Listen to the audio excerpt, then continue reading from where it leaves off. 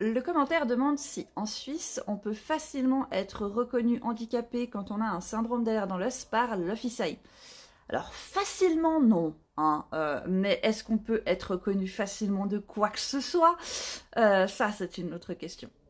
Ce que je peux dire, c'est qu'il est plus facile si la personne est diagnostiquée dans l'enfance. Parce que dans l'AI, il y a une section pour les maladies congénitales qui sont censées être diagnostiquées avant 20 ans.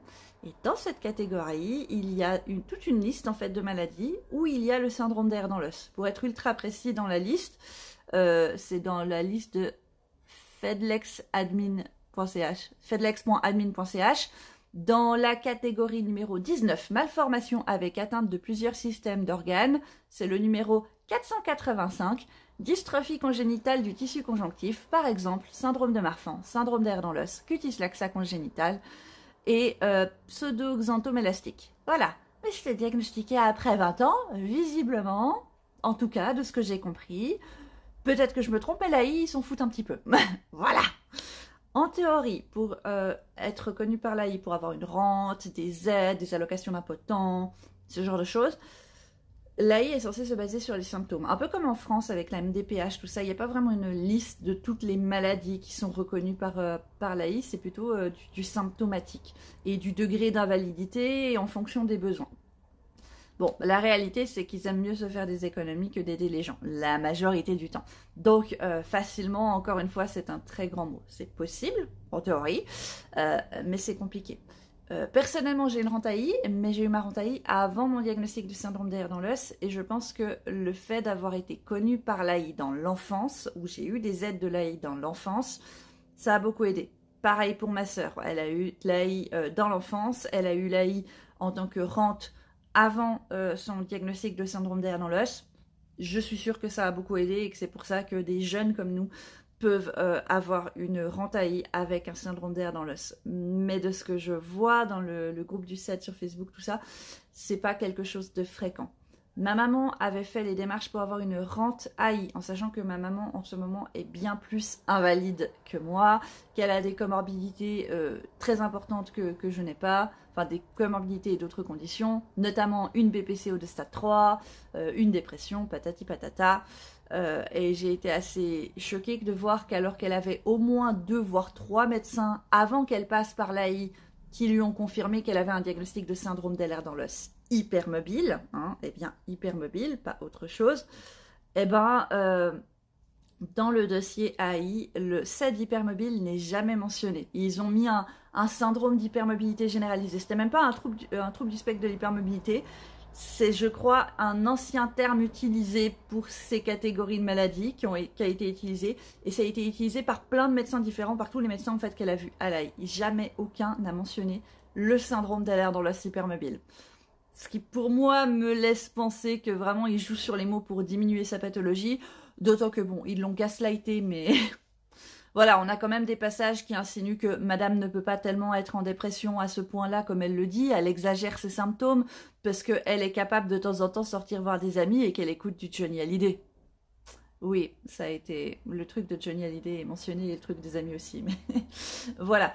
Donc, je ne veux pas décourager les gens, mais c'est un vrai parcours du combattant, c'est vraiment galère. Malheureusement, c'est très très compliqué. J'ai pas tellement de conseils de ce qui peut être fait pour faciliter d'avoir une rente AI ou une allocation d'impotent ou du soutien de l'AI de n'importe quelle forme.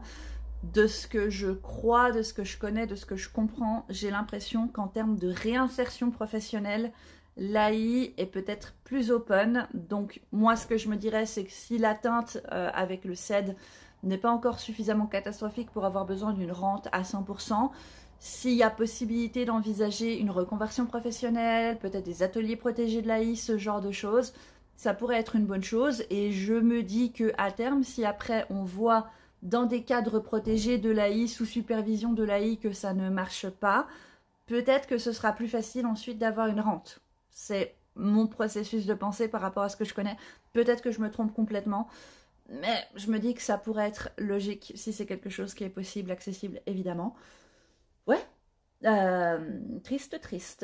Du coup, voilà. Malheureusement, c'est un petit peu comme ça. Mais pour les enfants, par la suite, parce que vu que le 7 c'est génétique, si on voit que l'enfant avant 20 ans a un syndrome de l'air dans l'os, bon bah là pour l'instant on peut plus les diagnostiquer avant la maturité biologique.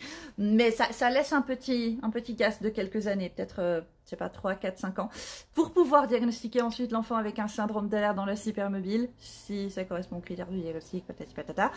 Et peut-être, et bah du coup ça permettra à cet enfant d'avoir accès à des aides supplémentaires qui permettront peut-être, s'il y a besoin plus tard, d'avoir une rente à 100%, d'avoir accès à cette rente à 100%. En sachant aussi qu'il y a des gens avec un CED qui peuvent travailler toute leur vie. Hein. Clairement, voilà, je parle pas de ça. Je parle des personnes qui en ont besoin, qui cherchent de... Mais je pense que tu m'as compris. C'est juste pour toutes les autres personnes qui potentiellement commenteront de « Ouais, mais le CED, c'est pas forcément invalidant. » Oh, je sais, et je le dis même souvent. Là, je parle pour les personnes pour qui c'est invalidant et qui ont besoin d'aide, et notamment d'être reconnus par des offices et qui ont besoin d'une rente parce qu'ils ne peuvent pas travailler. Voilà. Éventuellement, ce que je pourrais conseiller, c'est aussi de se rapprocher d'organismes comme Pro-Infirmis, voire peut-être Procap, si tout d'un coup il y a une décision de l'AI qui est négative et qu'il y aurait envie de faire recours. Procap à une instance juridique pour aider les personnes en situation de handicap. Personnellement, je suis à Procap parce que je me suis dit qu'un jour, j'allais peut-être me battre en justice avec mon assurance maladie. Je pense que c'est une bonne mesure de sécurité, puis ça soutient une chouette association, mais évidemment, tout le monde n'a pas les moyens de cotiser pour une association. Et quand on est membre, le moment où il y aura un problème, où on a besoin d'une aide juridique, évidemment, c'est beaucoup moins cher. Donc, personnellement, moi, je l'ai fait comme mesure de précaution. C'est peut-être pas possible, mais après les personnes qui ne sont pas membres peuvent quand même avoir l'aide de Procap, simplement ils doivent payer plus cher. Pro-Infirmis, à l'époque, quand j'ai fait les démarches pour ma rente AI, m'ont beaucoup aidé. Après, je ne serais pas capable d'expliquer ce qu'il s'est passé parce que j'étais au fin fond d'une dépression burn-out et je ne me rappelle de pas grand-chose. La seule chose que je peux dire, c'est qu'à l'époque, je n'étais pas diagnostiquée avec un CED et que de mémoire, c'est passé sous scoliose et dépression, et comme j'étais connue de l'AI dans l'enfance, je crois que c'est pour ça que j'ai pu avoir ma rente AI. Mais la réalité, c'est que j'en sais rien et j'ai jamais voulu m'y pencher parce que j'aime pas trop cette période de ma vie. Voilà, j'espère que j'ai pu potentiellement t'aider et aider d'autres personnes. Bon courage à toutes les personnes qui décident d'entreprendre les démarches pour avoir une rente AI. J'espère que vous y arriverez. Je suis fatiguée. Au revoir.